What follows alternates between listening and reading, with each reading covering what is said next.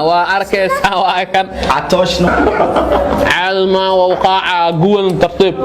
waxa ay u laba laqaysaa hilibkii oo qaacaya dhahay ilaaha maqla ilaahigi untaan ku dhaartay aniga kula hadlay xitaa haduu baraf yahay baalig dadka dhahaan ahay i qabooji waa idin barya ha iga boobinan qaboojiya aan babino aan dhaha kuleel macal qaacisa dig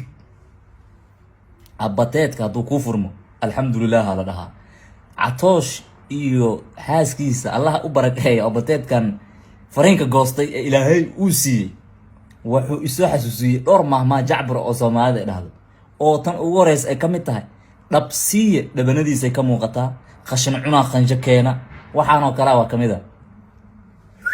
ilaahay maqla hal mar bis ila fiiri hal mar bis aan aragna bal ya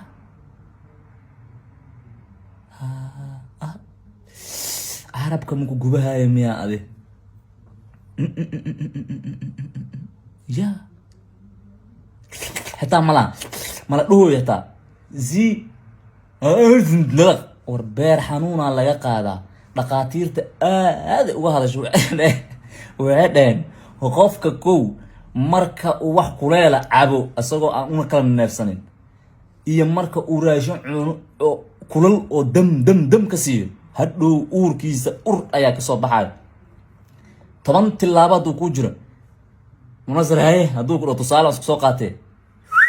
ina orodida ku soo dhawaanay waayo naqas aad u naxdin badan qofka soo baxay tan kale labadan lamaana caafimaadkooda waa dilooyin fiiri dhabsi waxa rabtid cun ilaahay yaa ku siiyay dada gaaju dhimano laag adi cad inta asla faca damsiino saa cib ma aha wax fiican waaye oo ilaahay ku siiyay alxamdulillah cun muku wahsan laakiin ina banaanka la imaadana dhahdaan maanta maqaad hebela cunay intaan hilibkaas asla dhigay dhaqan xumo bulsho waaye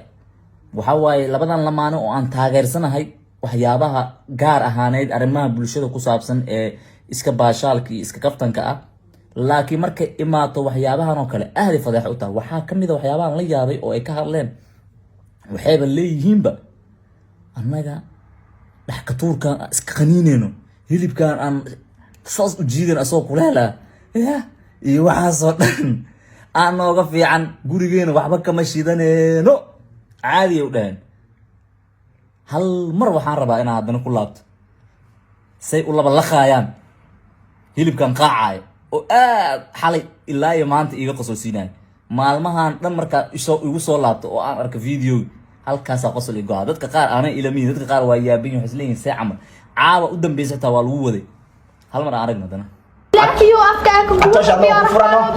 وأركز سواء كان عطشنا علما ووقع